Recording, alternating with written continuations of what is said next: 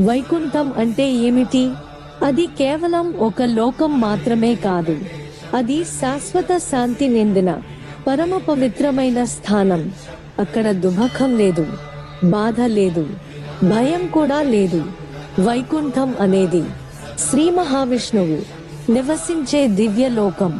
ఆ లోకంలో కోపం లేదు, లోభం లేదు, అహంకారం లేదు. అక్కడ ప్రతి క్షణం శాంతి ఉంటుంది, ఆనందం ఉంటుంది, పరమ సుఖం ఉంటుంది. మన పురాణాలు చెబుతున్నదేమిటంటే, నిజమైన భక్తితో భగవంతుని స్మరిస్తే ఆ వైకుంఠ ద్వారం మన హృదయంలోనే మెల్లగా తెరుచుకుంటుంది.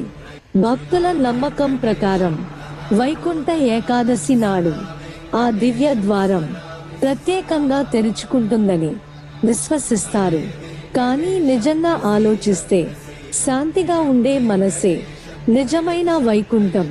దయ, ప్రేమ, క్షమ మన జీవితంలో ఉంటే, మన మాటల్లో మృదుత్వం ఉంటే, మన మనసులో ద్వేషం లేకపోతే ఈ భూమే వైకుంఠంగా మారుతుంది.